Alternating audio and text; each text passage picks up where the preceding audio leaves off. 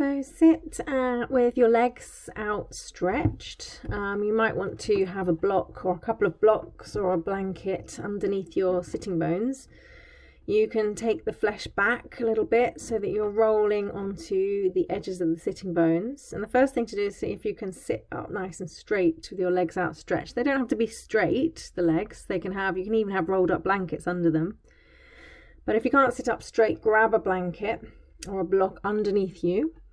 And then reach the rib cage over to the right leg and start to tiptoe the fingertips down towards the foot and just reach out as much as is comfortable for you. Don't overstretch. You can have the hands either side of your shin, or you can take hold of the foot, or you might not be coming down very, very far at all, or you might be completely flatlined.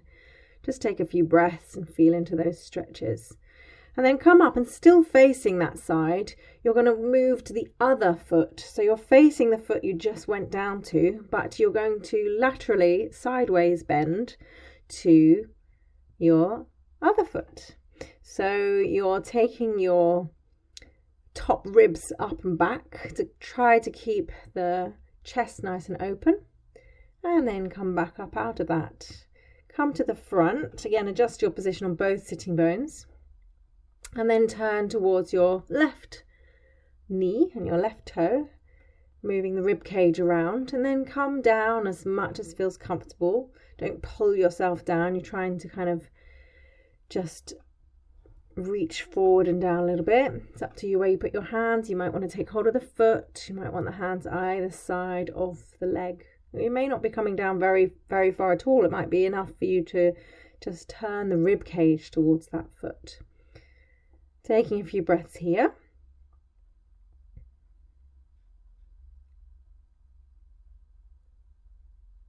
And you're going to come up and you're going to still face that left leg. So still keeping the rib cage towards that left leg.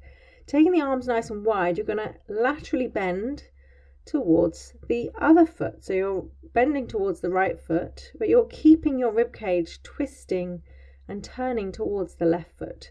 So you can take hold of the foot with both hands, the right foot, but that probably will mean that your rib cage is turning down towards the floor rather than towards your left foot. So it might be better to keep that top hand up to the sky and the ribs nice and back. And then come up, come back to the center. Again, have a few breaths.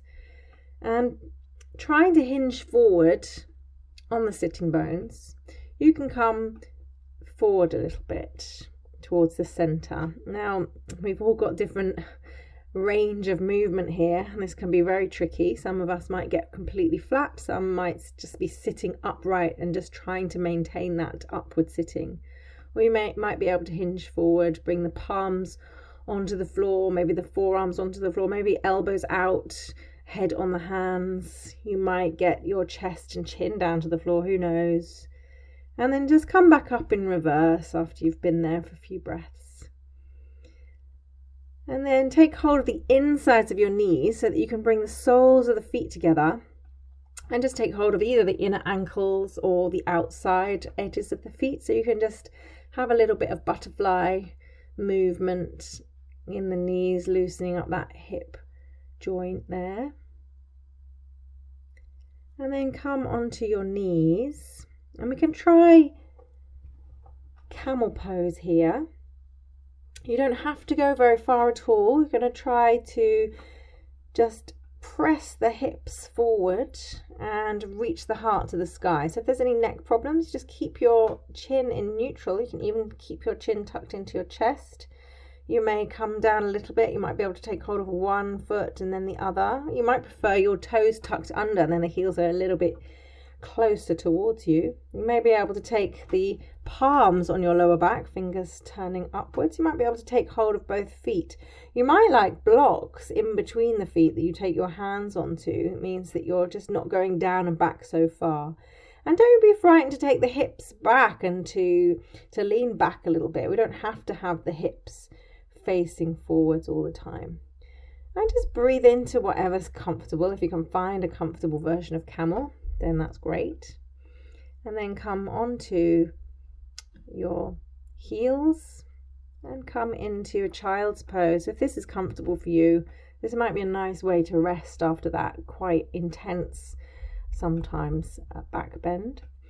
If this isn't very comfortable for you, then I would recommend lying down on your back, hugging your knees into your chest, and just allowing your back to have that nice gentle rinse out.